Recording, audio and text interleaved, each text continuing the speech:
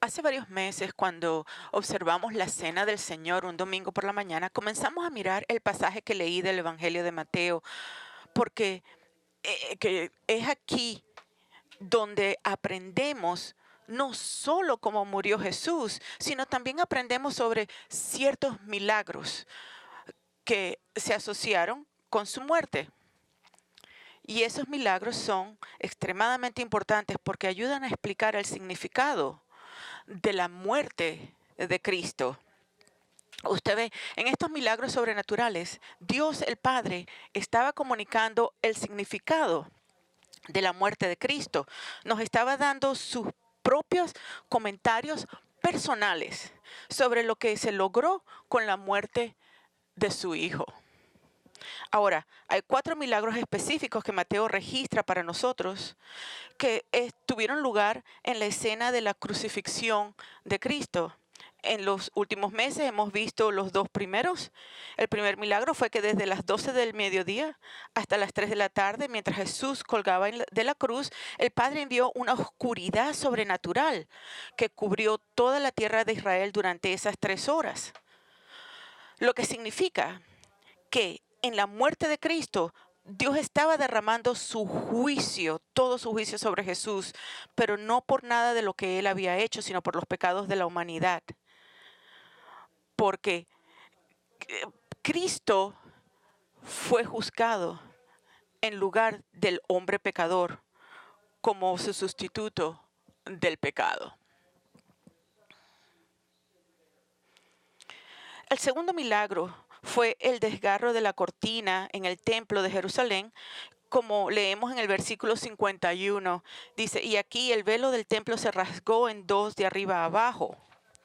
Ahora, esta es una referencia al velo, o si quieren, la cortina que colgaba en el templo, con el propósito de separar una habitación llamada el lugar santo de otra habitación conocida como el lugar santísimo. Y la razón de esto fue porque el lugar santísimo era aquel lugar en el templo que simbolizaba la presencia de Dios. A nadie se le permitía entrar en esta área sagrada, excepto el sumo sacerdote, y solo se le permitió el acceso una vez del año en el día de la expiación. Entonces verán, el propósito de esta cortina era mantener a los hombres fuera del lugar santísimo en el templo, porque simbolizaba el enorme abismo que separaba al hombre pecador del Dios santo.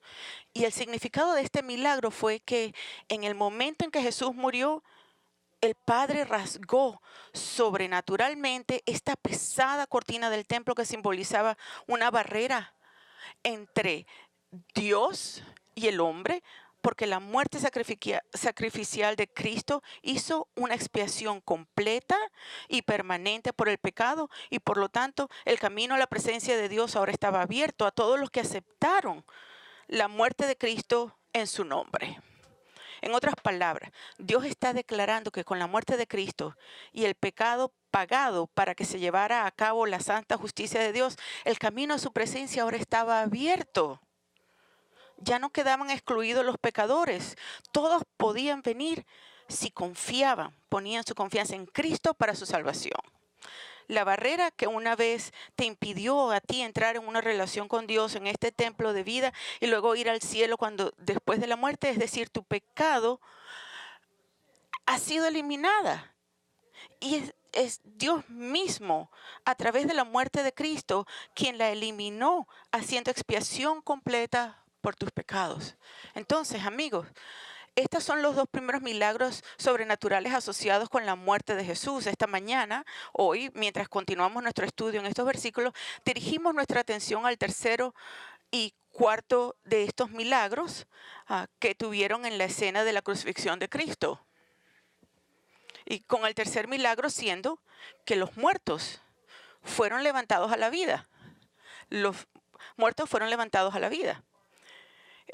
Parte del versículo 51 leemos, y la tierra tembló, y las rocas se partieron, y los sepulcros se abrieron, y los cuerpos de muchos santos que habían dormido resucitaron. Y saliendo de los sepulcros después de la resurrección de Jesús, entraron en la santa ciudad y se aparecieron a muchos. Ahora, Mateo nos dice que al mismo tiempo que la cortina del templo se rasgó en dos, hubo un terremoto cerca de la crucifixión.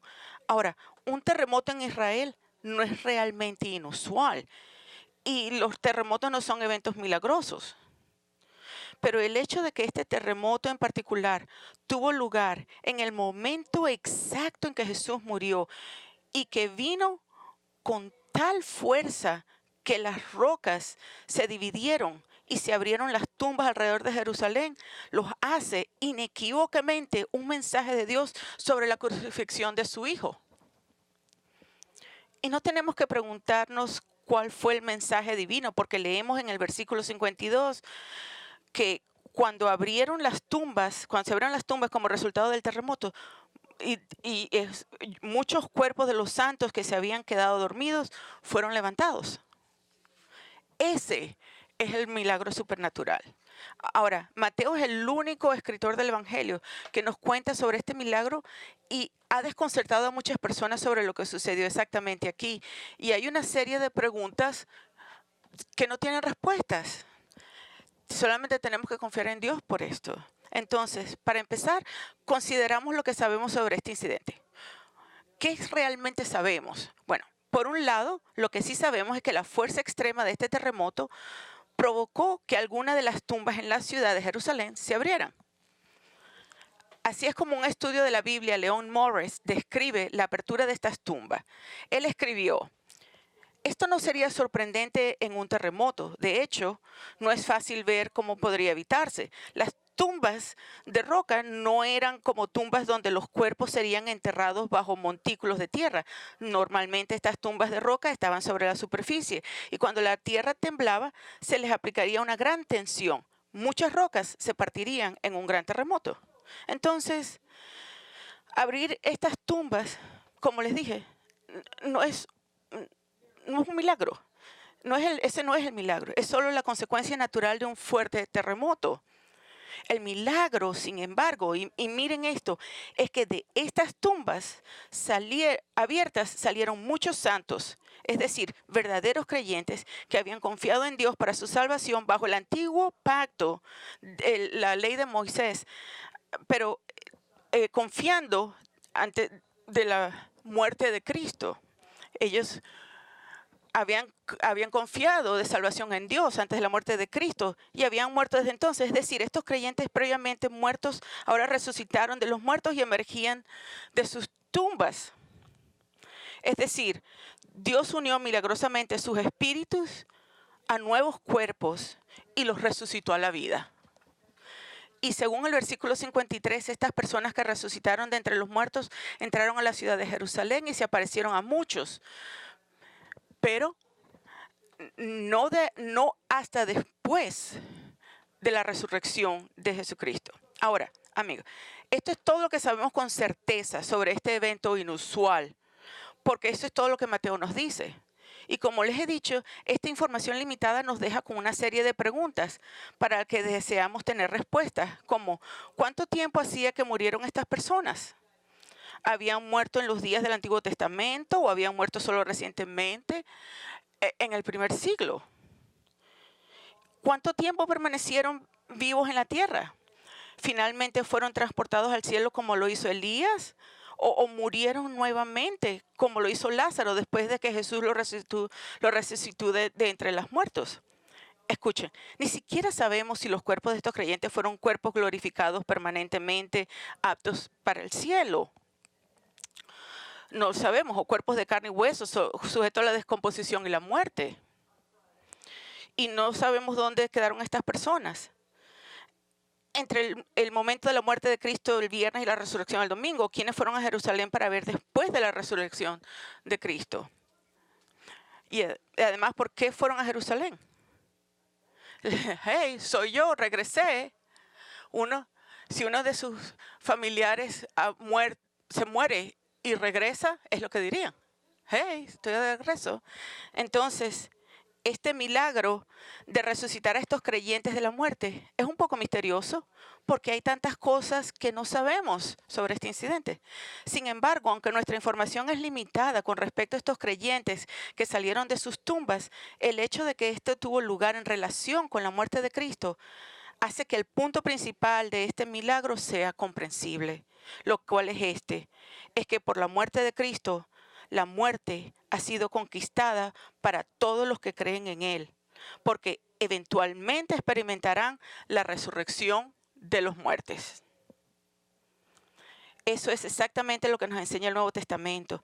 En Juan 11:25 dice, Jesús le dijo, yo soy la resurrección y la vida, y el que cree en mí, aunque muera, vivirá.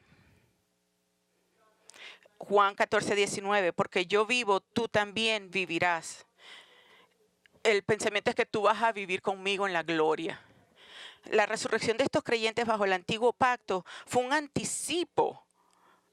Escuchen atentamente, fue un anticipo de lo que todos los creyentes experimentarán algún día, porque la muerte y resurrección de Cristo conquistó la muerte por nosotros y para nosotros. Según el apóstol Pablo en 1 Corintios 15, la muerte es nuestro último enemigo. Y escúchenme, es nuestro enemigo, es nuestro último enemigo. Y fue derrotado por Jesús y nos dio su victoria sobre la muerte. Es su regalo para nosotros. 1 Corintios 15, 50 al 57 dice, y esto digo, hermanos, que la carne y la sangre no pueden heredar el reino de Dios, ni lo que se corrompe hereda lo incorruptible. He aquí, os digo un misterio. No todos dormiremos, pero todos seremos transformados en un momento, en un abrir y cerrar de ojos, a la trompeta final, pues la trompeta sonará y los muertos resucitarán incorruptibles y nosotros seremos transformados, porque es necesario que esto corruptible se vista de incorrupción y esto mortal se vista de inmortalidad. Pero cuando esto corruptible se haya vestido de incorrupción y esto mortal se haya vestido de inmortalidad, entonces se cumplirá la palabra que está escrita: devorada ha sido la muerte en victoria. ¿Dónde está, oh muerte, tu victoria? ¿Dónde, oh sepulcro, está tu aguijón? El aguijón de la muerte es el pecado y el poder del pecado es la ley. Pero Dios gracias, a Dios gracias que nos da la victoria por medio de nuestro Señor Jesucristo. Esa es la victoria de este milagro que esto ilustró. Entonces, si conoces a Cristo como tu Salvador y Señor, entonces puedes estar seguro de que cuando tú mueras, el momento en que tú mueres, tu espíritu irá inmediatamente a la presencia de Dios, mientras que tu cuerpo se descompondrá. Pablo decía, ausente del cuerpo, presente con el Señor, en 2 Corintios 5:8, pero en el futuro Dios te dará un cuerpo nuevo, un cuerpo glorificado, un cuerpo resucitado, un cuerpo imperecedero, a medida de que lo levanta de la tumba y lo vuelve a unir con tu espíritu. Y así es como estarás con Él para siempre. Y todo se debe a lo que Jesús logró en su muerte. Pagó completo y por el pecado. Ahora, si crees en Cristo entonces quiero animarlos a enfrentar la muerte de la manera correcta, con esperanza, con confianza, con coraje en el Señor, esperando estar con Jesús. La siguiente es una carta escrita por el Dr. Ray Ortlund Sr., un pastor maravilloso que murió hace unos años. Esta carta fue escrita a su familia varios años antes de su muerte y que él dejó deliberadamente en la gaveta de su escritorio donde sabían que la encontraría. Escuche lo que Ray Ortlund tenía que decir y puedo alentarlo a enfrentar la muerte como debería. Él dice, querida familia, ha llegado el momento de mi partida. Es extraño escribir esto cuando me siento bien y vigoroso, pero a menos que Cristo regrese primero, llegará la hora de la partida. Cuando leas esto, habrá sucedido. He tenido un gran viaje con Jesucristo. Desde la infancia he conocido a Dios y lo he venerado. El nombre de Jesús siempre ha sido precioso para mí. Agradezco a mis queridos padres por esta herencia. Ahora la vida en la tierra ha terminado y voy al encuentro del Señor cara a cara. Confío en Él como mi Salvador seguro y descanso en su gracia en este momento trascendental de mi muerte. No temo a la muerte. No me gusta el dolor, la sangre y las agallas de todo. En realidad, he estado anticipando esta nueva aventura y en el momento en que lean esto, estaré con Cristo en el cielo. Entonces sucedió y ahora estoy en presencia de Dios, probablemente conmocionado por todo lo que veo por vez primera. Lamento mi pecado y mis fracasos, que han sido muchos, pero sé que Cristo los ha perdonado. No hay condenación para los que están en Cristo Jesús. Algunos de estos pecados han sido contra mí, mi querida familia, y lo siento. Probablemente conocen mis pecados mejor que yo. Algunos no lo conocen. Lo conozco muy bien, pero donde abunda el pecado, la gracia abunda mucho más. Mi querida Ana ha sido mi amiga más preciada. Si todavía vive mientras leen esto, sé que la tratarás bien. Cuando ella vaya al cielo, Dios le dará cintas azules y medallas de oro. Qué gran mujer y esposa. Ella me ha amado y estuvo fielmente a mi lado toda nuestra vida junta. Y nuestros últimos años han sido los mejores. Que Dios la recompense por el trabajo duro, un espíritu perdonador, una fe implacable y una aceptación entusiasta de la vida tal como vino. Ella es una mujer de Dios. Nos encontraremos al otro lado y cantaremos un dueto de alabanzas a Dios. Como saben, el Salmo 34:3 ha sido nuestro verso. Confiamos en que hayáis visto que magnificamos al Señor. Cada uno de ustedes, hijos y cónyuges, ha sido la alegría de mi vida como lo han sido los nietos. Nunca he dudado de su amor por mí y han sido demasiado amables. Los veré en el cielo y bendeciremos a Dios juntos. Los insto que mantengan fiel como Salvador. No tengo dudas de que lo harán. Amarse profundamente sus matrimonios. Mantengan fuertes los lazos familiares. Acumulen tesoros en el cielo porque las cosas de la tierra están vacías. Las cuentas bancarias, las casas y los muebles no significan nada para mí ahora. En realidad nunca lo hicieron. Cuidado con el pecado y confiésalo tan pronto como lo descubras en tu vida. Y deja que el don de alegría del Espíritu coloree todas sus vidas. Yo solamente estoy leyendo esto. Estoy leyendo de lo que él dijo. En mi muerte, asegúrense de que Dios sea glorificado. Jesús glorificó al Padre más en su muerte. Juan 17:1-5 nos dice que enfrentó la muerte inminente con esa oración para que el Padre fuera glorificado. Entonces, en mi servicio conmemorativo, glorifiquen a Dios. Tengan una fiesta sagrada. Les estaba diciendo recientemente que este mundo se ha vuelto menos atractivo últimamente y me siento un poco fuera de lugar. Así que es bueno ir a casa. Ahora, me gustaría que mi entierro sea simple. La cremación está bien conmigo. Enterrar mis restos es un contenedor simple para esperar la resurrección de mi nuevo cuerpo glorificado. Si la cremación les molesta, entonces no lo hagan, por lo supuesto. Quiero que se sientan cómodos con todos. Hebreos 13:20-21. Y el Dios de la paz que resucitó de entre los muertos a Jesús nuestro Señor, el gran pastor de las ovejas, mediante la sangre del pacto eterno, os haga aptos en toda obra buena para hacer su voluntad, obrando en el nombre en nosotros lo que es agradable delante él mediante Jesucristo, a quien sea la gloria y por los siglos de los siglos. Amén. Los amo a todos y a cada uno los veré antes de lo que piensen. Ahora, amigos, leí esto solo para recordarles que si creen en Cristo, entonces tus mejores días están por delante de ti. Y puedes enfrentar la muerte con ese tipo de seguridad y anticipación, y lo deberías hacer, porque Cristo ha pagado por tus pecados y su resurrección te asegura que tú también resucitarás de los muertos y estarás con Él en el cielo para siempre. Y el milagro de estos santos del antiguo pacto resucitados de entre los muertos es un adelanto, es un anticipo de lo que puedes esperar cuando mueres. Entonces, enfrenta la muerte con gran esperanza en tu corazón. Hasta ahora Mateo nos ha contado acerca de 3 milagros en relación a la muerte de Cristo. La oscuridad que cubre la tierra, lo que significa que Dios estaba juzgando el pecado en la cruz. La cortina en el templo se rasgó en dos, lo que significa que la barrera en la presencia de Dios ha sido eliminada. Y la tercera, los muertos resucitados a la vida, lo que significa que la muerte de Cristo ha vencido la muerte y que todos los que creen en Él experimentarán una resurrección gloriosa. Pero ahora Mateo nos cuenta sobre el cuarto y último milagro relacionado con la muerte de Cristo. Y quizás sea el más sorprendente de todos ellos. Es el milagro de la conversión del centurión.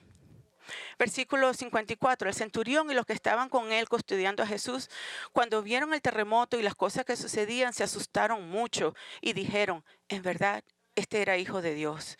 Mateo nos dice que en el momento de la muerte de Cristo, el centurión romano y los otros soldados que estaban a cargo de proteger a Jesús, reconocieron que los acontecimientos que habían tenido lugar, es decir, la espeluznante oscuridad del mediodía que duró varias horas, seguido por la forma triunfante en que Jesús murió gritando, está terminado, y luego despidiendo su espíritu, y finalmente el terremoto que hizo temblar la tierra. Todo esto señaló la verdad sobre Jesús. La verdad de que Él era exactamente quien había afirmado ser todo este tiempo. Todo. Después de ver todo lo que había sucedido, este centurión declara, verdaderamente este era el Hijo de Dios. Ustedes verán, aparentemente esta declaración de este soldado romano era una expresión de su nueva fe en Cristo, lo que indica que se había convertido y salvado, porque Lucas, no sabemos que esto no basado en lo que esto dijo, pero en Lucas, en su relato del Evangelio, dice, cuando el centurión vio lo que había sucedido, glorificaba a Dios diciendo, ciertamente este hombre era inocente.